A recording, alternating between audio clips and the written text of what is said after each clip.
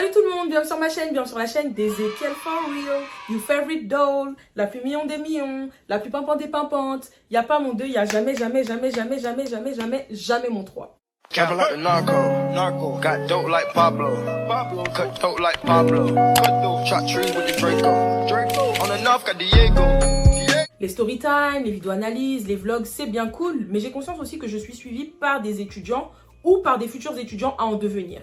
C'est donc pour cela que j'ai décidé de partager avec vous les choses que vous devez savoir avant de vous inscrire en école de commerce, étant donné que moi aussi j'ai été étudiante d'école de commerce. Avant que la vidéo ne commence, n'oubliez pas de vous abonner, de liker, de partager, d'activer la cloche des notifications et surtout de laisser un commentaire si la vidéo vous a plu. 2023, on veut un soutien maximal parce qu'il faut que ça pète. D'autant plus que je fais énormément d'efforts. J'essaie de m'améliorer dans mon contenu. Je fais en sorte qu'il soit plus qualitatif, que ce soit dans mon élocution, dans mes miniatures, dans mes montages. Donc vraiment, donnez-moi de la force et encouragez-moi. L'école de commerce ou business school, donc c'est un établissement qui va vous délivrer des diplômes dans le secteur du marketing, de la gestion, du management ou du commerce. À partir du moment où tu as ton bac, tu peux t'inscrire en école de commerce. Là, je vais vous parler de ce que vous devez savoir avant de vous inscrire en école de commerce en fonction de mon expérience à moi. Bien sûr, c'est possible que j'oublie des choses ou que je ne réponde pas à certaines de vos interrogations. Mais rien ne vous empêche, après avoir visionné ma vidéo, de faire vos propres recherches. Ce que vous devez savoir dans un premier temps avant de vous inscrire en école de commerce, c'est qu'il y a différents types d'écoles de commerce. Donc, on distingue les grandes écoles de commerce et les autres. Il y a certaines écoles de commerce dont vous avez certainement déjà entendu parler, c'est obligé, parce que ce sont des références. Parmi elles, je compte HEC, Schema, Neoma et les SEC. La différence entre les petites écoles de commerce et les grandes écoles de commerce se fait dans le niveau scolaire des étudiants, dans la qualité de l'enseignement et des équipements, mais aussi dans la qualité de vie sur le campus. Afin d'illustrer mes propos, je vais vous montrer le campus d'HEC Liège. Donc, comme vous pouvez le voir, c'est super grand, très spacieux. Il y a énormément d'espace pour que les étudiants puissent étudier et donc fournir les meilleurs résultats. Peu importe l'école de commerce où vous allez aller vous inscrire, vous allez devoir passer des concours d'admission, c'est obligatoire. Plus le niveau de l'école sera élevé, mieux elle sera classée et plus les concours d'admission seront compliqués. C'est logique, étant donné qu'ils ne veulent que les meilleurs dans leurs écoles. D'ailleurs, avant de vous inscrire en école de commerce, vous avez la possibilité de passer d'abord par les classes préparatoires qui vont vous permettre de vous préparer pendant 2 ans avant d'accéder à une école de commerce. En général, les classes préparatoires, elles préparent aux grandes écoles, type HEC, ESSEC, Neoma et toutes les écoles que j'ai pu citer tout à l'heure. Ce qui fait vivre les écoles de commerce dans un premier temps, c'est l'argent des étudiants qui vont payer des frais de scolarité assez importants. S'ensuit les donations de l'État et des chambres de commerce et d'industrie. Grosso modo, ce qui fait vivre les écoles de commerce, c'est l'argent des étudiants. Voilà. Donc, il faut faire très attention à l'école dans laquelle vous allez vous inscrire afin de ne pas jeter vos sous à la poubelle. Avant de vous y inscrire, je vous conseille fortement de vérifier si les diplômes décernés par l'école dans laquelle vous voulez vous inscrire sont reconnus par l'État. C'est très important. Ce serait vraiment dommage, pour ne pas dire bête, de faire par exemple un bac+5 alors que votre diplôme n'est pas reconnu. Ça sera et du temps perdu et de l'argent perdu. Votre diplôme doit obligatoirement détenir l'appellation RNCP, ce qui signifie qu'il est enregistré au répertoire national des certifications professionnel. Sans ça, il vaut pas grand-chose. Pour ce faire, si vous êtes perdu et que vous avez peur de vous faire berner par des écoles malveillantes et assoiffées de pesos, je vous recommande d'aller sur le site France Compétences, de taper le nom de l'école en question ou les références de certification. Et ainsi, vous allez savoir si c'est reconnu par l'État. Ne vous inquiétez pas, je mettrai le lien en barre d'infos afin que vous ne galériez pas à trouver. C'est très important que votre diplôme soit reconnu par l'État afin de le faire prévaloir dans les entreprises où vous allez postuler à la fin de vos études. Certains employeurs sont très regardants là-dessus, il y en a d'autres qui vont même pas prendre le temps de vérifier. Mais pour vous-même, je pense que c'est beaucoup plus gratifiant d'obtenir un diplôme qui est reconnu par l'État. Petite anecdote, parce que Tata Aisée a toujours des anecdotes. Une des cousines de l'une de mes besties est partie s'inscrire dans une école de commerce. L'école était vraiment bancale, avec une piètre qualité d'enseignement. Les locaux, je pense même pas qu'il y en avait, pour vous dire. Ma bestie a prévenu sa cousine, elle lui a dit de vérifier si les diplômes étaient reconnus, les avis des anciens étudiants, les certifications, etc. La cousine en question n'a pas écouté et il s'est avéré qu'en fait, cette école de commerce, c'était une école test et qu'il n'y avait aucune certification. Heureusement qu'elle s'en est rendue compte assez rapidement parce que imaginez-vous qu'elle avait fait un bac+5 dans cette école, elle aurait perdu son temps. Donc franchement, faites attention. Les temps sont durs, on galère à avoir les sous, donc ne les jetez pas comme ça. Tout le monde n'a pas l'argent pour financer ses études en école de commerce, hélas. Et si c'est votre cas, ne paniquez pas parce qu'il y a des solutions. Pour être exempté de tout frais de scolarité, vous pouvez trouver une alternance. Vous allez percevoir un salaire et en plus de ça, votre formation sera financée par un opérateur de compétences, communément appelé OPCO. Deuxième solution, si vous n'avez toujours pas trouvé d'alternance et que vous galérez à trouver, vous pouvez faire un prêt étudiant pour financer vos études. D'ailleurs, en général, les intérêts des prêts étudiants sont vraiment très bas contrairement aux autres prêts.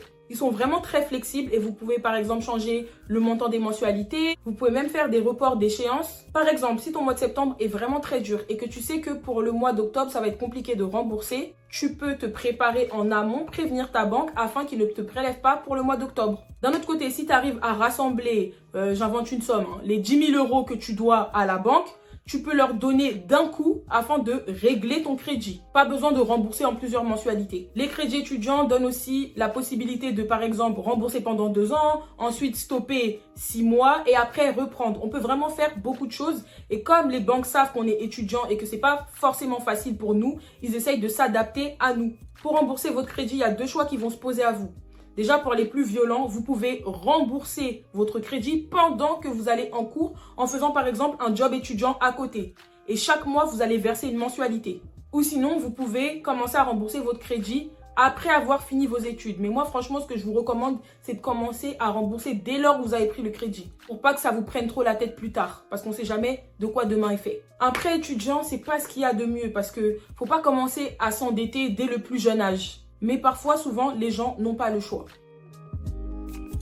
Pendant que vous serez en train de chercher l'école qui vous conviendra, certaines viendront vers vous et vous diront « Oui, nous avons 10 000 partenaires, nous sommes en collaboration avec 100 000 entreprises prêtes à recruter nos étudiants. Nous suivons vraiment de près nos étudiants dans la recherche de leur alternance. » Faites attention à ça. Ça peut être vrai, mais ne vous laissez surtout pas charmer. Parce que les offres que vous allez recevoir, vous ne serez pas les seuls à les recevoir. Les étudiants qui sont dans la même situation que vous les recevront aussi. Comptez sur vous-même d'abord et recherchez à fond votre alternance. L'aide de l'école, voyez ça comme une option. Moi, j'ai fait l'erreur de boire leurs paroles, glou glou glou. Au final, je me suis reposée sur eux et mes recherches n'ont pas donné grand-chose. Donc, comptez sur vous dans un premier temps.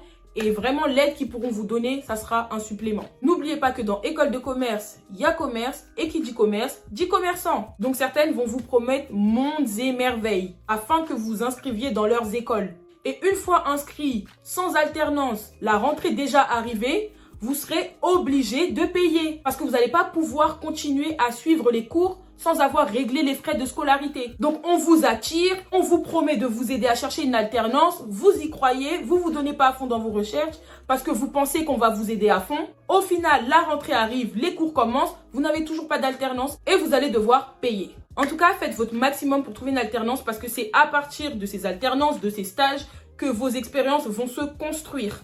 Et qui sait, à la fin de vos études, peut-être que l'entreprise où vous travaillez actuellement va vous proposer un CDI. Surtout qu'en ce moment, sur de nombreux secteurs, le marché est saturé et hyper concurrentiel. Il y a plus de candidats que d'offres. Donc si vous avez la chance d'évoluer dans une entreprise qui est safe, où il fait bon de travailler et que le salaire est intéressant, donnez-vous au maximum afin qu'on puisse vous garder. Quand je dis donnez-vous, c'est pas... vous videz de toutes vos forces, chargez tout le travail sur votre tête. Non, mais travaillez de manière efficace et soyez irréprochable. Même si on n'est jamais totalement irréprochable, mais vraiment faites de votre mieux. Avec toutes les crises qu'on traverse, la recherche du premier emploi est super compliquée. C'est pas moi qui le dis, c'est vérifié. Donc, essayez de prendre un maximum de dispositions pour ne pas galérer à la sortie des études. Comme en se faisant un réseau par exemple. C'est quelque chose que j'ai vraiment pris à la légère, mais c'est super important. Surtout quand on n'a pas papa et maman pour nous pistonner. Dès le plus tôt possible, je vous recommande de vous créer un profil LinkedIn. Pour ceux qui ne connaissent pas LinkedIn, c'est un réseau social professionnel qui ressemble un peu à Facebook. Le but de ce média, en fait, c'est de se connecter avec ses connaissances afin d'élargir un maximum son réseau. Comme ça, le jour où vous êtes en recherche de stage, d'alternance ou de votre premier emploi, vous écrivez un post indiquant que vous cherchez un taf.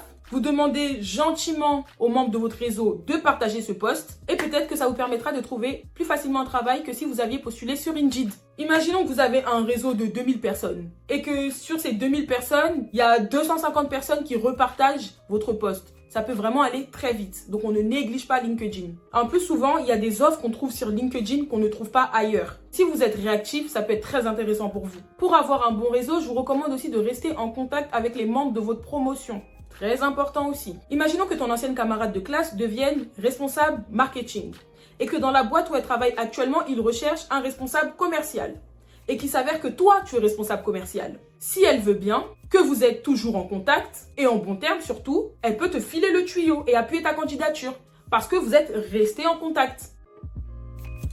Comme pour toute formation, on ne s'inscrit pas en école de commerce pour le fun. Mais on s'y inscrit parce qu'on a un projet. On sait pourquoi on s'y inscrit. À quoi bon se lancer dans des études de comptabilité si on ne sait pas pourquoi on fait de la comptabilité? Même si souvent c'est compliqué de se projeter sur du long terme parce qu'on ne sait pas ce qu'on fera plus tard, mais faites-le. Ce n'est pas pour rien que lors des entretiens d'admission, on vous demande comment est-ce que vous voyez dans 5 ans? Où est-ce que vous voyez? Quels sont vos projets? C'est pour nous pousser à la réflexion et voir si notre vision est long-termiste. Faut pas choisir une formation parce que le nom est joli, parce que c'est stylé ou bien parce que c'est à la mode. Non. Faut vraiment prendre le temps d'analyser le programme, les cours, les avis des étudiants, les débouchés, le taux d'embauche. Si vous faites l'erreur de choisir une formation parce que son intitulé est joli et qui sonne bien et que vous n'avez pas fait de recherche en amont, vous allez arriver en cours, vous allez détester.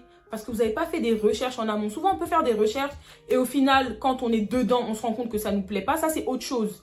Mais choisir comme ça, sans avoir fait des recherches autour de la formation, je trouve ça vraiment dommage.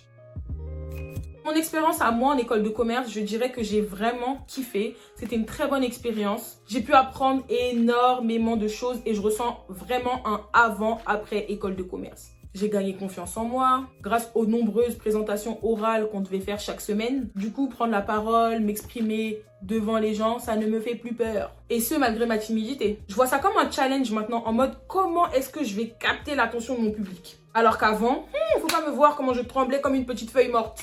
Pendant 2 ans, donc mon année de bachelor et ma première année de master, ça n'a pas été facile parce que je travaillais à côté dans la restauration rapide. Pour ceux qui suivent un peu mes vidéos, vous savez que je travaillais de 11h à 23h au restaurant. Plus tu rajoutes ça aux cours, plus les devoirs, plus les projets, plus les partiels, c'était vraiment compliqué. Mais bon, on a tenu le coup. Et Dieu merci, ma dernière année de master, j'ai pu la faire en alternance. Dans l'ensemble, c'était pas si mauvais que ça, même s'il y a beaucoup de choses qui se sont mal passées. Mais ça a quand même été formateur et j'en garde un bon souvenir. D'ailleurs, j'ai fait une story time dessus pour ceux qui veulent aller regarder. Elle s'appelle Récap 2022. Mais vous inquiétez pas, je la mettrai aussi en barre d'infos si vous avez la flemme de chercher parmi mes vidéos. C'est une vidéo très intéressante et je vous recommande d'aller la regarder. J'ai fait aussi 2 vlogs autour de l'école de commerce. Donc un vlog sur ma soutenance de mémoire que je mettrai aussi en barre d'infos. Et l'autre, c'était un vlog une journée avec moi en école de commerce. Donc si ça vous intéresse, n'hésitez pas à aussi aller visionner ces 2 vidéos-là. J'espère vraiment que la vidéo elle vous a plu et surtout qu'elle vous aidera parce que c'était le but, vous aider. Je vous ai vraiment dit tout ce que j'aurais aimé savoir avant de m'inscrire en école de commerce. On n'oublie donc pas de s'abonner, de liker, de partager, d'activer la cloche des notifications et surtout de laisser un commentaire, la famille.